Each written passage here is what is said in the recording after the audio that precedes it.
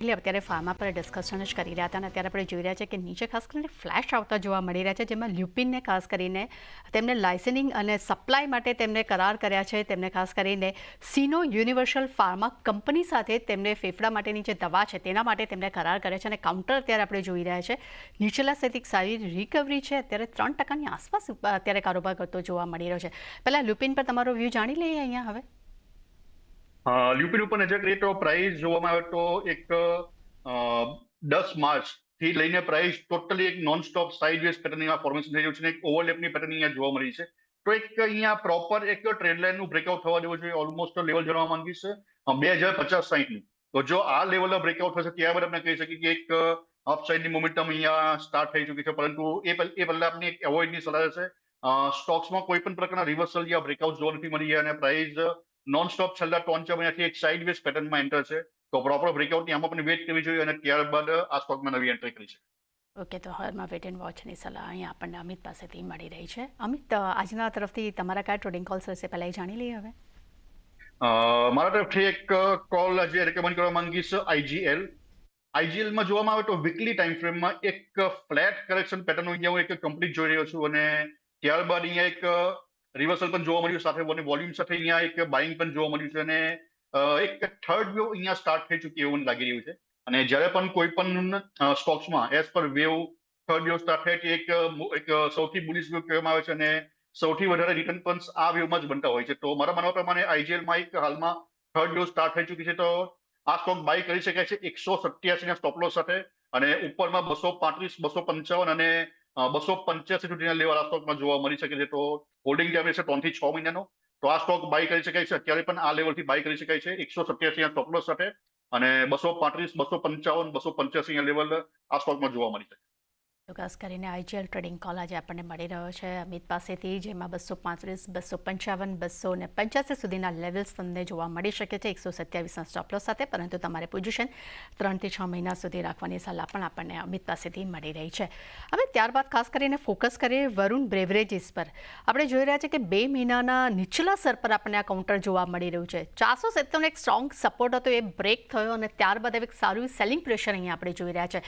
જ્યાં આટલું તૂટી રહ્યું છે તો તમને શું લાગે છે કે આ ઘટતા કાઉન્ટર પર અત્યારે કોઈ ખરીદારીની સલાહ ખરી અહીંયા? વીબીએલમાં એક 450નો ઇમ્પોર્ટન્ટ સપોર્ટ છે. જો એનું સસ્ટેન ઇમ્પોર્ટન્ટ છે, જો એનું બ્રેકડાઉન થશે તો ફર્ધર ફોલ આ સ્ટોકમાં પોસિબલ છે. તો એક પ્રોપર કોઈ રિવર્સલ યા કોઈ અહીંયા ટ્રેડ લાઇનને બ્રેકઆઉટ જોવા નથી મળે, તો એક બ્રેકઆઉટની વેટ કરવી જોઈએ અને જો બ્રેકઆઉટ થાય ત્યાર બધા સ્ટોકમાં નવી એન્ટ્રી કરી શકે. તો હાલમાં વીબીએલને અવોઇડની સલાહ રહેશે. ઓકે, તો વરુણ બ્રેવરેજીસ માટે અહીંયા અવોઇડની સલાહ આપણને હાલમાં જોવા મળી રહી છે. અમિત, ત્યારબાદ ખાસ કરીને ફોકસ કરશું એ છે મેક્સ હેલ્થકેર. હેલ્થકેર કંપનીમાં આપણે જોયું કે મેક્સ હેલ્થે શુક્રવારે નવા રેકોર્ડ હાઈ બનાવ્યા.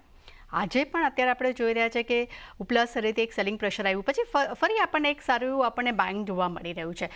તો જ્યાં આજે પણ એને નવા રેકોર્ડ હાઈ બનાવ્યા છે, આ લેવલ્સ ઉપર મેક્સ હેલ્થમાં અગર જો કોઈની પાસે પોઝિશન હોય તો શું હોલ્ડ કરી શકે ખરા અહીંયા? મેક્સ હેલ્થમાં એક પ્રીવિયસ સાઇડનું એક બ્રેકઆઉટ જોવા મળ્યું છે અને અહીંયા કોઈ રિવર્સલ પેટર્ન્સ જોવા નથી મળી રહી. તો જો કોઈની પાસે હોલ્ડિંગ છે તો ઉપરમાં 1300 અને 1400ના ટાર્ગેટ માટે હોલ્ડ કરી શકાય છે, પરંતુ આ લેવલ પર નવી એન્ટ્રી કરવી યોગ્ય નથી. નવી એન્ટ્રી માટે એક ડિક્લાઇનની વેટ કરવી જોઈએ, પરંતુ જો કોઈની પાસે હોલ્ડિંગ છે તો ડેફિનેટલી એક 1300 અને 1400ના ટાર્ગેટ માટે હોલ્ડ કરી શકાય છે. એટલે જો કોઈની પાસે પોઝિશન છે તો 1300 અને 1400ના ટાર્ગેટ માટે પોતાની પોઝિશન હોલ્ડ કરી શકે છે, પરંતુ નવી પોઝિશન લેવાની સલાહ નથી. અમે આગળ ફોકસ કરીએ તો ડિફેન્સ સેક્ટર્સ આપણે જોઈ રહ્યા છે ઘણું જ ફોકસમાં છે. લાસ્ટ સપ્તાહ પણ તેનો આપણે દબદબો માર્કેટમાં જોવા મળ્યો હતો. આજે પણ અત્યારે આપણે જોઈ રહ્યા છીએ કે બીએલ જેવા કાઉન્ટરમાં ફરી આપણને એક સાઇડ મૂવ જોવા મળી રહી છે. તો બીએલ પર તમારું ટેકનિકલી શું મત બની રહ્યો છે? બીજી તરફ ભારત ડાયનામિક્સ પર પણ ફોકસ કરીએ. મિડ કેપનો ટોપ લૂઝર બનતો જોવા મળી રહ્યો છે, ત્યાં પણ તમારો ટેકનિકલી શું મત બની રહ્યો છે? બીએલમાં એક 400નું હું સ્ટ્રોંગ રેઝિસ્ટન્સ જોઈ રહ્યો છું અને જો આપણે જોઈએ તો પ્રીવિયસ લોથી એક નોન સ્ટોપ રેલી આપણે જોવા મળી છે ઓલમોસ્ટ 65%ની. તો 65%ની એક નોન સ્ટોપ રેલી આપણે જોવા મળી છે પ્રીવિયસ લોથી અને એક એઝ પર ફિબોનાચી અહીંયા એક 400નું એક સ્ટ્રોંગ રેઝિસ્ટન્સ જોઈ રહ્યું છું. તો જો આ લેવલની ઉપર કોઈક બેરિશ પેટર્ન મળે છે કેન્ડલસ્ટિક પેટર્ન, તો અહીંયાથી એક એક્ઝિટની સલાહ રહેશે. કોઈ પાસે આગળ હશે તો અહીંયા એક ડિક્લાઇન હું જોઈ રહ્યો છું અને જ્યારે કોઈ પણ ઇન્ડેક્સમાં યા સ્ટોક્સમાં એક સાર રેલી હોય ત્યારબાદ પ્રાઇસમાં એક કરેક્શનની મોમેન્ટમ સ્ટાર્ટ થતી હોય છે, તો એ જ વસ્તુ અહીંયા હું એક્સપેક્ટ કરી રહ્યો છું. તો જો એક બેરિશ પેટર્ન મળે છે, કોઈ પણ કેન્ડલસ્ટિક પેટર્ન, તો એક અહીંયા એક્ઝિટની સલાહ અને એક ડિક્લાઇન આ સ્ટોકમાં પોસિબલ છે.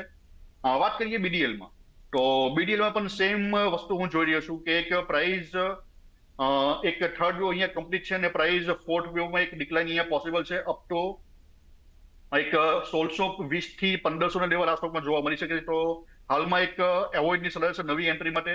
એક વાર સપોર્ટ લેવા દેવો જોઈએ 1400 ની આજુબાજુ, સોરી 1600 ની આજુબાજુ.